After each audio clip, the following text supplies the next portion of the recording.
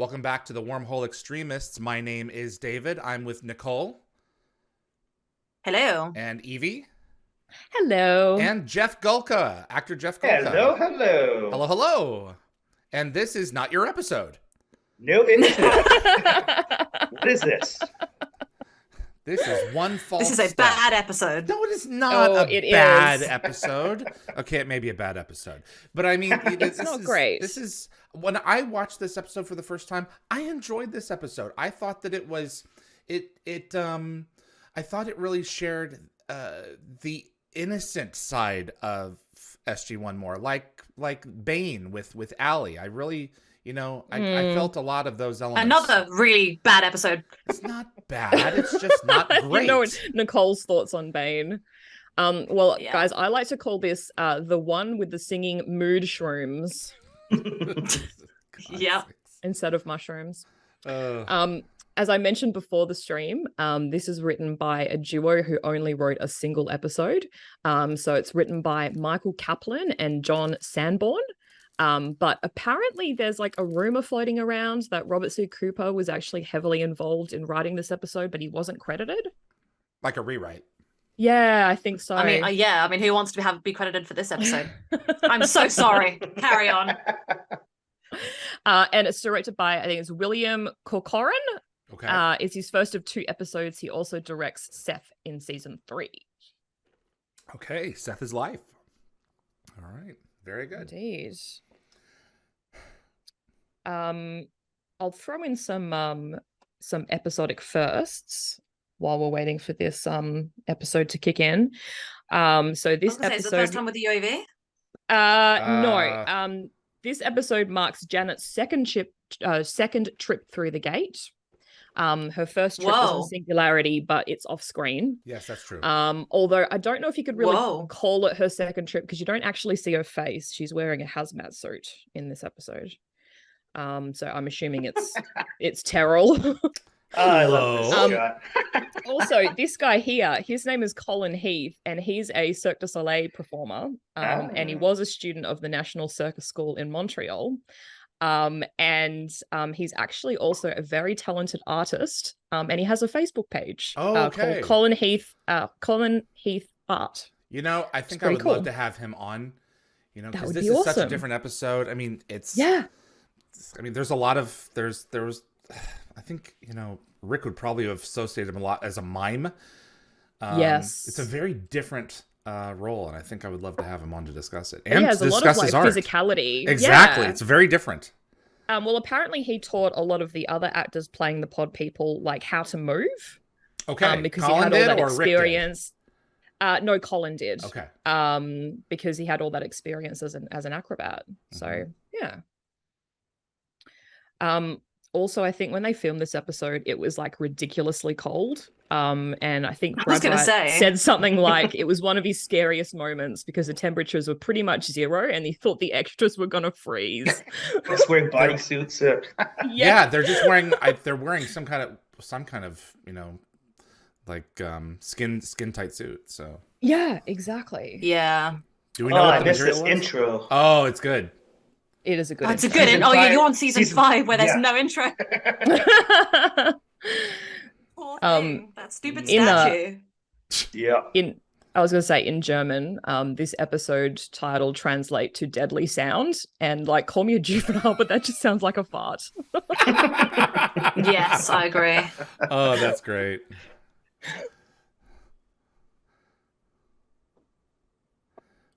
Hold on. They occasionally comment on the fact that everyone, all of these worlds are in Vancouver. Look the same. Yeah. Didn't they reuse this in this planet specifically and make the plants look like pinkish purple Forever and a for Day? that one episode where Gare dies? Yeah. Forever and a Day. Yeah, I think so. Of course. For sure. Yeah, but it's a dream, I think. It throws me off. I think it's a dream sequence. Yeah. So your brain like poked at that memory as soon as mine did. So that's interesting. And I'd never noticed that before, but I was like, I think that's it. No. Yeah. Michael Kaplan Look at and us. John Sanborn. I know. Yeah. I'm sorry, you two. I'm sorry that I've insulted your work so much. There's the mooch room. Ooh. They're all flaccid. I remember almost nothing about this episode. Well, I pretty my much brain. watched it all the way through only 48 hours ago, so I could Why? type out my notes. Wow, that's my called notes. taking it for the team. Yeah, geez. I wouldn't do that for you, no matter how much I care. Could not care enough. Oh, yeah, Oh my sneeze. God. Jeff, what So were you that doing at reminded this me point? of the movie. I remember yeah. when Daniel Jackson sneezed in the Yeah. movie. Yes. I was like, oh boy, that's gonna be trouble. So that's a plant Do you ever sneeze. watch these episodes, Jeff, and go, "Oh, I've been Like there. plant Oh, I've snot. been there," or you try to like recall it? Yeah, when I see things, I'm like, oh, or actors, I'm like, I know that guy. I saw So him from there's- across the room once. So across the room. There's kind of a goof at 6 minutes 45-ish. You can catch the back of Colin, this alien here. And as he's retreating, you can see the zipper seam running down the back of his costume. That's funny. You guys need I don't want just to be enjoy naked, but I feel like it enjoy should the be. singing for me because I can't hear it. So. Oh, David, I Speaking forgot. of taking Why? one for the team. Oh, he's kind of cute. I think it's great. Mm-hmm. We don't make those sounds. Yeah, I can kind of see the zipper. Yeah. They tried to hide it. Oh God, the noises. I just keep on thinking how cold they must be. Yeah. Oh, Oh, to do that singing that they do, it must really hurt your throat. I suspected that was added Yeah. in post. Yeah. Yeah, but like as a species though, like damn, that's like a lot of noise. Wasn't the cinematography just great earlier with the fog? That was really cool. Yeah. So Jack, we just missed a Yeah. comment. He said, are they friendly spirits? Apparently that's a reference to the Rocky and Bullwinkle show from the 1960s. Okay. Bullwinkle would Wow. say the spirits are about to speak, and then Rocky would reply, are they friendly spirits? Love that.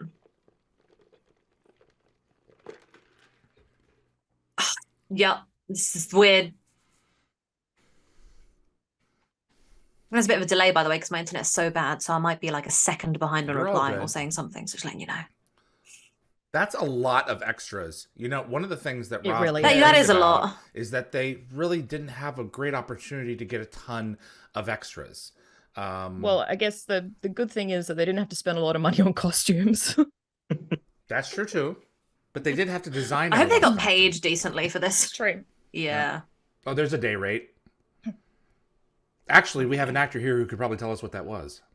I don't recall. When I was an extra, I was like 7 years old when I started doing extra work. But if you're in the union and you're an extra, that's big money. But I think it's kind of like minimum wage. Ah. Okay. No, that's all At right. least it was back then. But long days, so. Yeah, I bet. There's a smile from Teal. Teal. No, no Awkward smiling. Oh, I hate when he smiles like that. Yeah, This it's so is bizarre. disconcerting. You know, they could be ready to just take you all and eat you. So that's what could happen next. Yeah, I meant who knows, right? And they would be outnumbered. I don't care what kind of weapons they Exactly. have. Yeah. So I guess I figure, like, where could they be That- hiding weapons in those costumes? I was curious when I first saw this. I was how do they reproduce? That is a great there question. may be kids Oh. watching, so I don't know. Maybe the mood But legit, shrooms that is a are great involved? question. Yeah.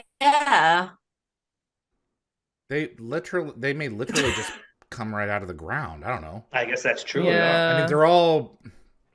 I think they're all basically androgynous. So I think the fact that they're humanoid is just because you have to hire actors.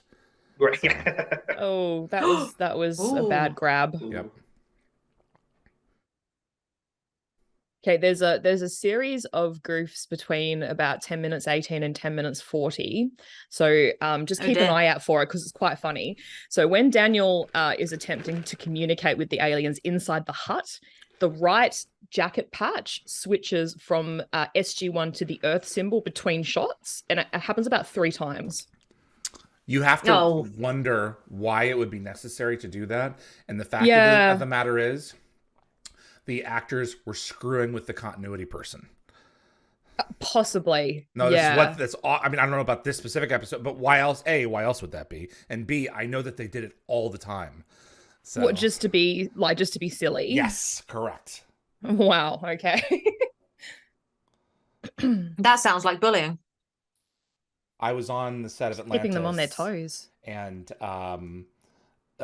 I can't remember which ones it was, but I think Shepard put on Rodney's patch, and I think Rodney put on Shepard's country patch. Wow! And was that in the show? No, it was between. They weren't actually like filming at the time. They were screwing with everybody. That's what they were doing. So because those people are there to maintain certain pieces of continuity.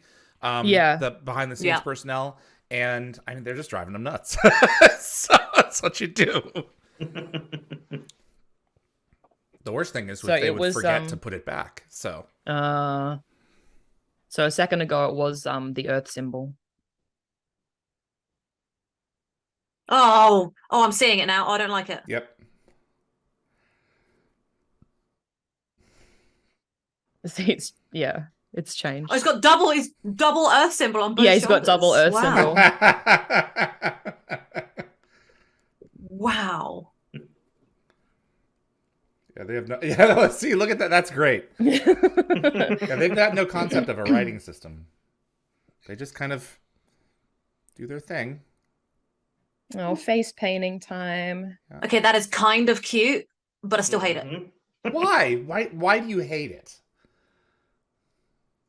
It makes me feel awkward. I've got secondhand embarrassment watching this. Well, isn't that more of a you problem? Yeah. And I'm the one who's supposed to be enjoying it. So if it's making me feel secondhand embarrassment, that is the episode's fault. That's funny. You're hilarious. Jess didn't make me feel secondhand embarrassed during the next episode. So, he did his job well. I actually enjoyed this episode more, I think, because Nicole trashed it so much before I watched it. Right. So you saw the humor in it. I was going in with very low expectations. Okay. That's not always a bad thing. Mm-hmm. So this you're welcome, might be Jeff. Thank you. This might be a good time for me to bring in some knowledge. So when I was doing my research, I actually remember seeing back when the Companion had their app, they had this article on this episode, and I went to go find it, and it had gone. Like, because I know that the app's been, the app's no longer in use. Yeah. I couldn't find it on the website, so I actually emailed them. And a lovely guy called Ben from the Companion, he actually emailed me almost straight back. I love Ben. He sent me a copy of the article, and he said that they're going to fast track it back onto the website, but here it is. That's in lovely. The meantime. So I didn't actually get the author's name, so my apologies. But the article itself is called One False Step. I think it's Mycelium Networks and Plant Consciousness. And it was actually kind of interesting. And I've taken some notes down from this article, and I'll share some of it with you guys. So the author of the article actually compared the mood shrooms from this episode to the phenomenon called the humongous fungus, which is a species of mushroom located in northeastern Oregon. Plus, it's just fun to say humongous fungus. And it's possibly the largest living organism on Earth by mass, area, and volume. Wow, and it even more than the Great Barrier Reef? 3.7. Yeah, it covers 3.7 square miles or 9.6 kilometers squared. Interesting. And like this fungus type plant in this episode, the Oregon mass grows and spreads primarily underground. Wow. And then it blooms into these surface fruits in the fall. And the plants have like a subterranean connection, and they share carbon, water, nutrients, alarm signals, and hormones through these networks. This sounds like The Last of Us, and it's making me want to panic.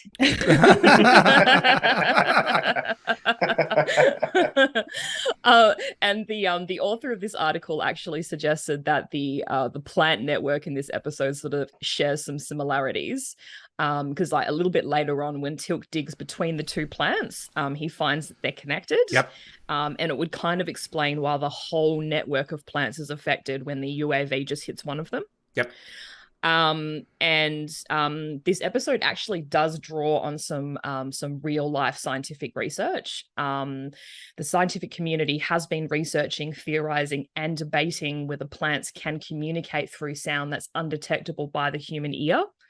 And in fact, back in 1949, Roald Dahl, the children's author, published a short story in the New Yorker on this topic, and it's called The Sound Machine. I haven't read it, although I have read quite a lot of Roald Dahl, but apparently it's about a man who invents a machine to detect the high frequency sounds in the world so that humans can't hear. Mm-hmm. And he goes a little mad after claiming to hear the distressed cries of a rose bush getting pruned and the pained moans of a tree getting trimmed. Wow. So, yeah. Okay, then. I know. That's insane. Yeah, that is insane. So that's just a little bit of information from that article, if anyone cares to read it. If you could truly perceive all of the pain that exists in the world, you wouldn't be able to, I mean, you'd probably just kill yourself. I mean, it'd be awful. Yeah, you really would. It would just be so depressing. Uh-huh. Here's Janet! Second trip through the Stargate. High five. What do you remember of Terrell, Jeff? I remember her being nice. Everybody's nice to a kid on set. Aww. So I was going to ask you about that in the next episode. Mm-hmm. Okay.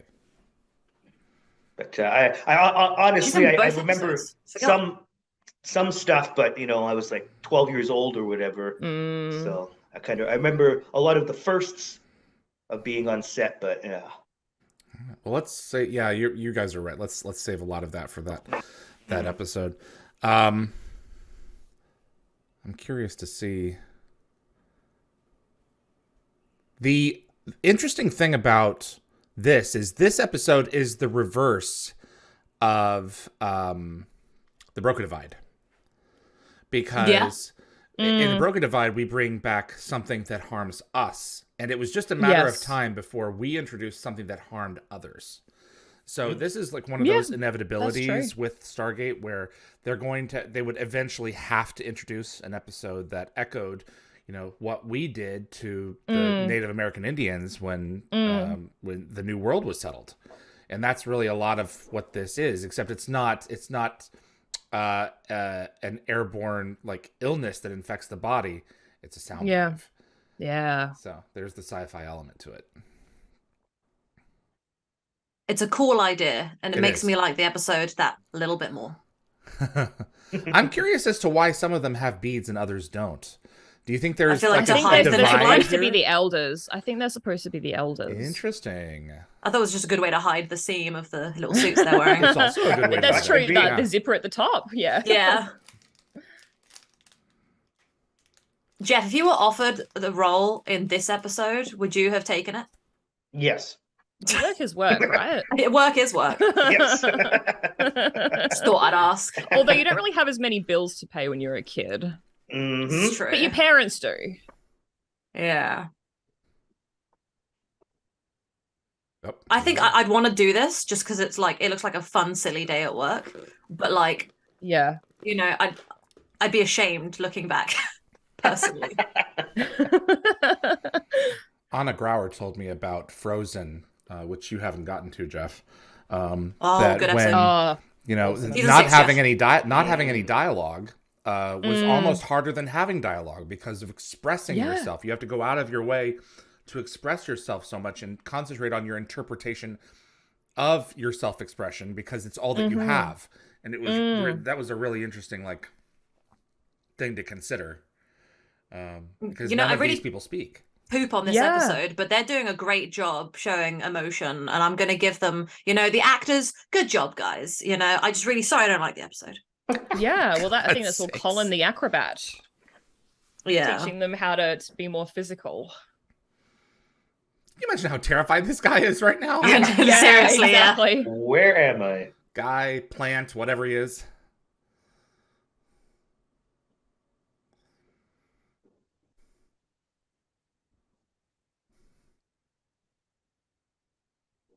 I've gone quiet because I'm actually watching the episode properly for the first time in years. It's weird. I think they're going to cut him open. Oh, yeah. Like it would be absolutely terrifying. Yeah. And they are going to poke him, so. So they're about to locate his heart in his stomach. Oh, jeez. Which kind of creates a goof later on. But I'll bring it up when it comes around. With a graphic? No, with okay. Actual actions. Oh, okay. Uh-oh.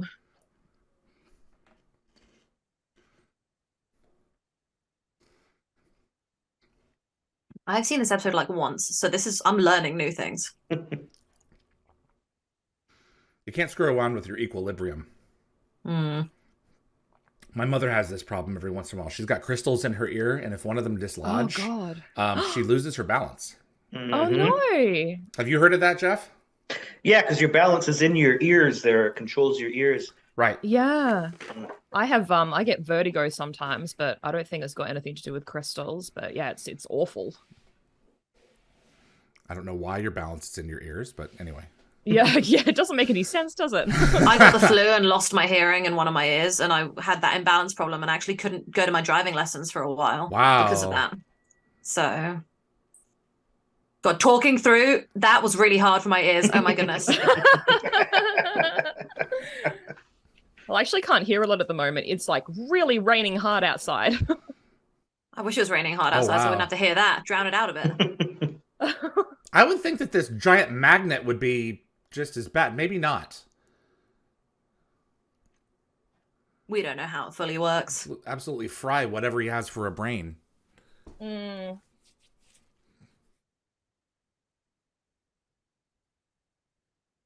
Yeah, there it is. Heart in the stomach. Do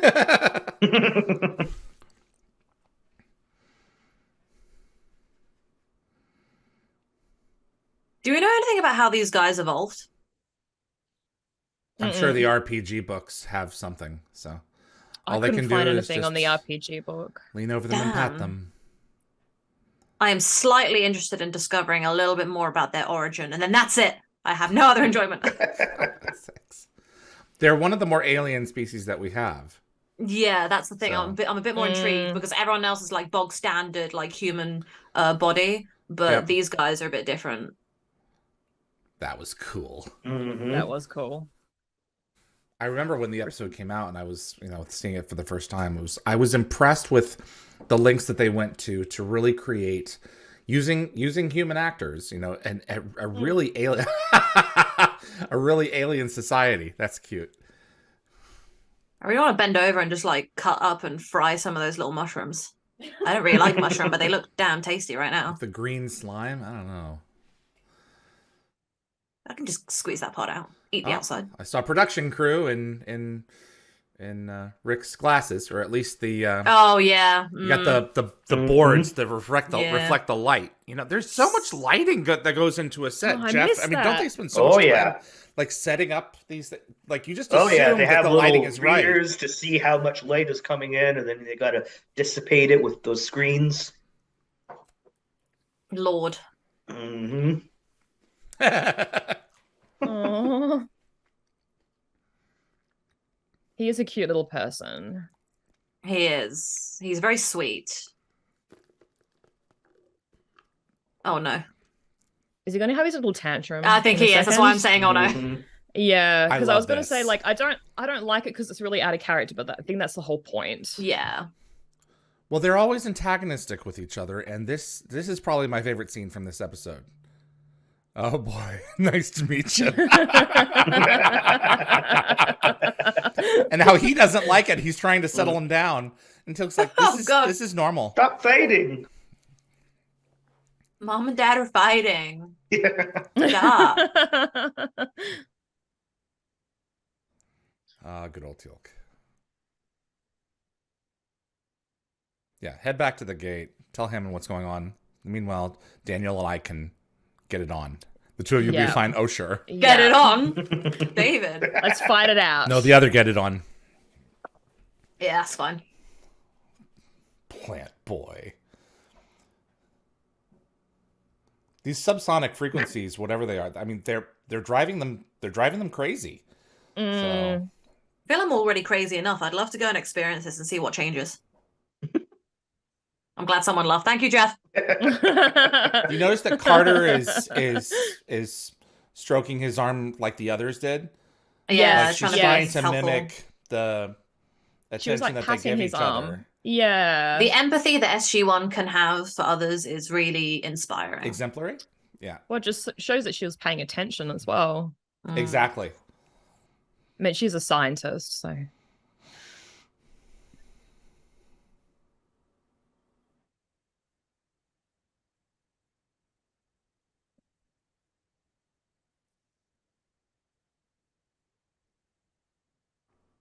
trying to remember how much of what's going on with him is because he's separated from his community, as well as the community itself being damaged right now.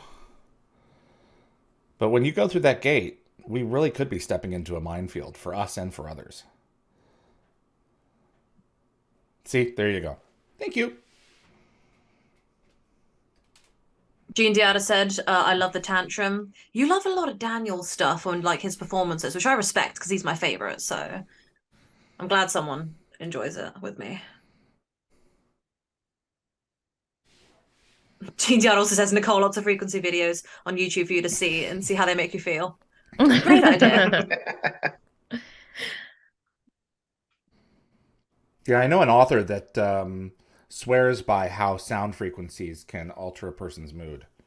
Wow. So you have to wonder how much of it is real and how much of it is well, placebo. Music is frequencies. Yeah. Well, I was going to bring this up at the end of the episode, but seeing as we're talking about sound waves and music, I'll bring it up now. There's actually an online streaming service called Plants FM that plays live music by plants. Oh, so by plants they for use plants? this. No, by plants. So they use a piece of technology called a plant wave that translates plant biodata into music. It's actually kind of haunting. There's an interesting video on YouTube called Plant Music Sound Bath. Plant Wave Quartet plays, like, they have 4 plants that play in harmony using this plant wave technology. How did you find this? When I was doing my research. Oh my god. I was wondering if you were secretly really into this plant wave music. There are much worse things to search for. It's very interesting. It's kind of, it's quite soothing, actually. I love how Jack calls Daniel a flake. That's great. So mean.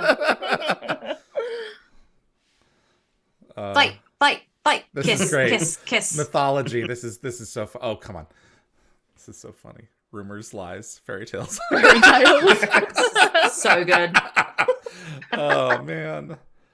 He's just trying to calm him down. He just doesn't understand. It's like 2 cats fighting and a dog comes in to try and straighten him out. Have you seen that? Well, that makes sense to me, to be honest. Especially like golden retrievers. Oh, yeah. And now they notice that something's wrong. They need to like hug it out. Yeah. I say kiss because it's a reference to something else, but I mean hug. Oh, he's gone. Uh-oh. You guys are messing with the planet vibes. Yep. All the planet vibes. Jean Diana said hashtag Team Jack Daniel. Yeah, girl. I ship everyone together, but like non-romantically, like they've all got great relationships. Yeah. And I think they've like got some of the best relationships I've seen in television. So, yeah. I think we should. I really love these 2 because they fight, and it's great. What, David? I think we should take this. Are we supposed to be going with the assumption that had they not changed the frequency, this whole planet would have died? I don't know. Or if we left, do you think it would have corrected itself eventually? Yeah, I think so. No, I don't know. I'm kind of like under the impression that if the UAV hadn't crashed into the mood shroom, then obviously there'd be no issue. They'd continue living their lives. But without SG1 correcting the issue that the UAV crashing into the mood shroom caused, I think they would have all died. Yeah. Mm-hmm.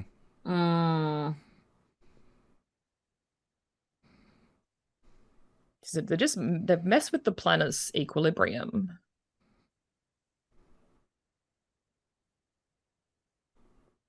Kind of reminds me of Touchstone with that, where like, you know, you mess with the touchstone and you take it away and everything just goes to hell. Absolutely. Exactly. It's the secret ingredient. Yeah. Yeah, they've disrupted the ecosystem, the delicate ecosystem.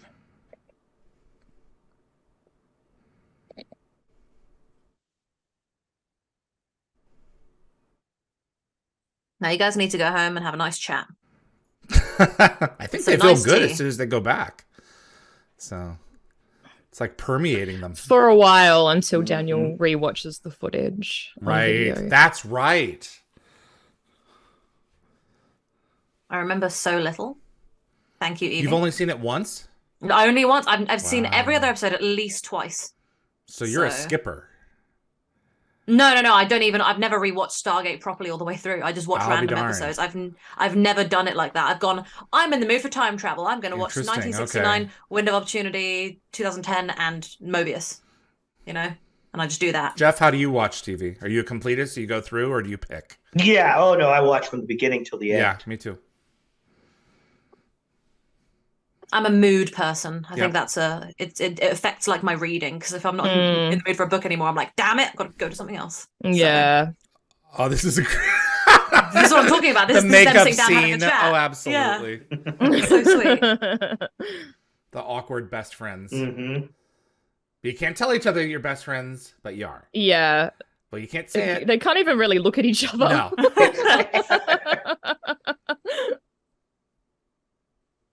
No. I know. So good talk. Good talk. Oh, man.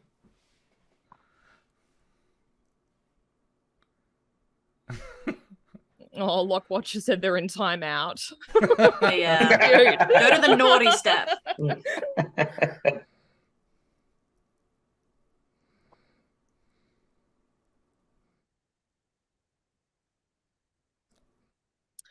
Okay, so she's about to run into the room where the alien is dying. But why are they giving the alien CPR in its chest? Oh. Because if they gave it CPR where they showed it on the screen, it would be suggestive. But you're absolutely right. Look at that.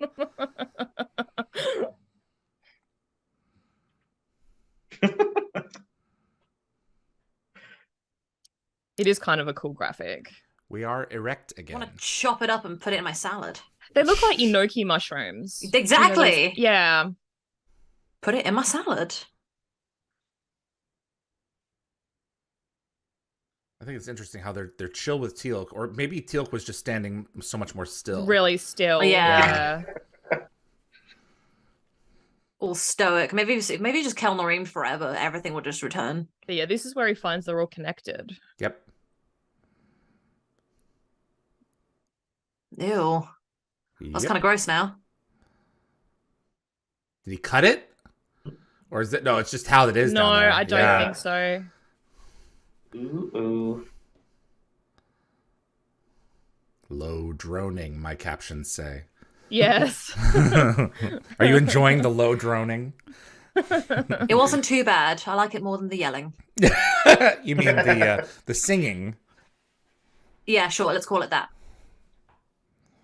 Oh yeah, Pac-Man D3 said the tops of those mood shrooms look like blueberries. They really do. Without the blue. Yeah. White berries.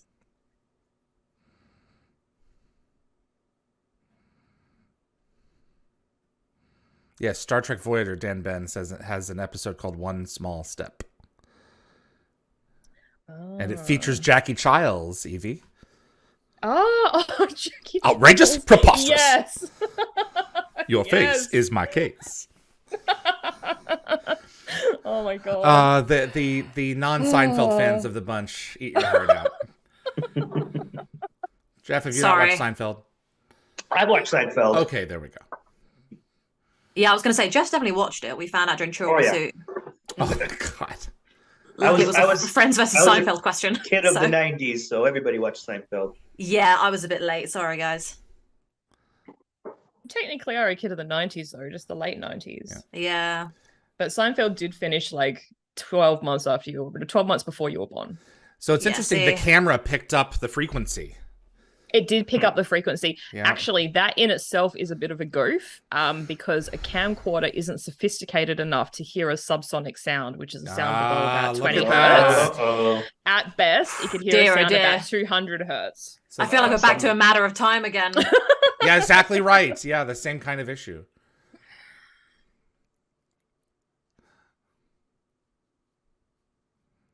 Science fiction is great. I think Taro missed a bet. Like when she goes to conventions, she should have a pen light.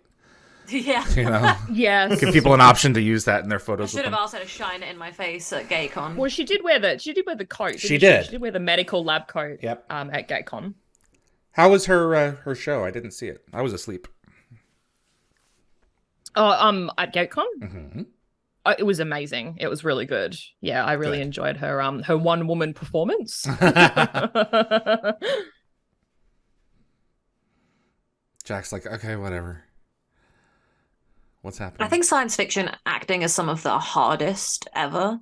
So when you see people like able to pull it off every week, it is actually rather impressive. Like I poop on this episode, but I think everyone's doing a good job. Like Jeff, which I'm sure, like you have to believe what you're doing. Yeah. Oh, yeah. Absolutely. Or you won't get hired. Hey, there you go.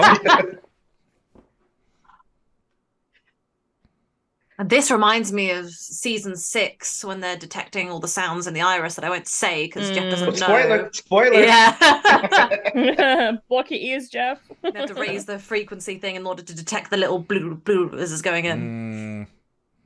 What episode was that? The first 2, Redemption Part 1 and 2.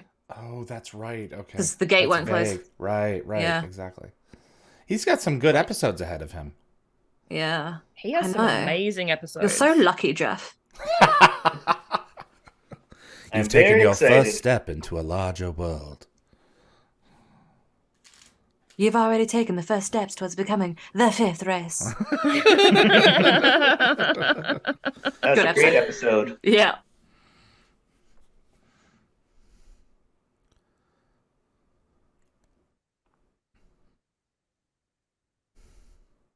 We see this guy a lot, but I don't remember what his name is. The technician. Yeah. Dan Bacon. Is it Dan Bacon? I don't know his name in the show. Is that who it is? He is Dan Bacon. He was actually my acting teacher like last year. Why are you not sharing this information? Yes, I was going to wait until my episode because he also opens the gate. Daniel Bacon, look at that. He does. Master Sergeant Russell Benson. Mm-hmm. And then he came back as Dr. James Watson. And it's funny because this was his first like speaking role, and show and tell was like my second. Wow. That's nice. Kind of grouped up in your career. Mm-hmm. 8 episodes of SG1. He's done quite a few. I think he did one really good one. I don't remember what one it was. So he had the explosive tumor in him in Sunday on Atlantis. Oh yes, no! Yep, James Watson. Oh my god, it was! I just watched the episode the other week. There you go. Let's not ruin Sunday for Jeff, but yes, damn. It's all good. You'll forget everything you know about explosive tumors. These are not the explosive tumors you're looking for. You didn't see it, but I did the hand gesture as well. But I bet you did. Daniel's putting it together. Yes.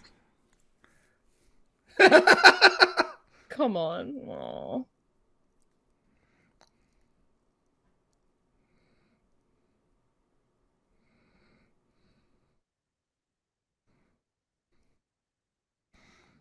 And of course, they can isolate it from all the wind noise with the late 1990s technology. I was going to say, these cameras are working too good. The wind noise and the engine of the UAV. They capture it all.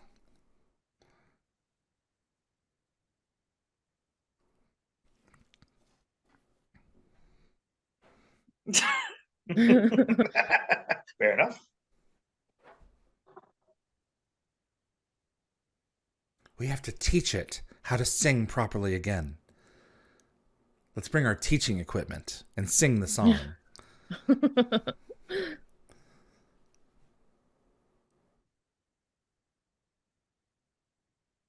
There you go. They do make a lot of noise. I don't know. I've had an ultrasound and it wasn't fun. I think I'm a bit sound sensitive to those two. Mm-hmm. How does an ultrasound work? Actually, no, maybe it wasn't an ultrasound. It was the other one. I don't remember what does what. I just sit in the thing and let them do stuff. Get pregnant and find out. Yeah. Wait. When they do an ultrasound and they do that, does it... It's so stupid. Do they use sound? What? You what? When they do an ultrasound and put it there, does it use sound? Yes. No. Yeah, it would, yeah. I've had an ultrasound. Yes. Not because I had a kid or anything. No, many people do. I was going to say... There's the song. See, you know, I like this show. And screw y'all. I like it too. Thank you, Jeff. Thank you. Jed Ted said, does this tech guy remind anyone of Pierre Bernard? Yeah. And yes, actually, Pierre Bernard is a tech guy in one of the later episodes. In season 8, I believe.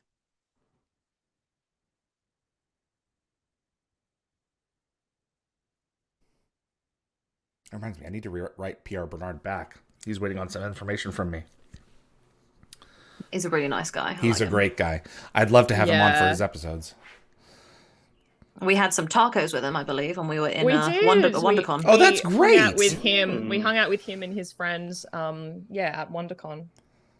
With because a couple of hours, I think. Yeah, we had a really good time with him.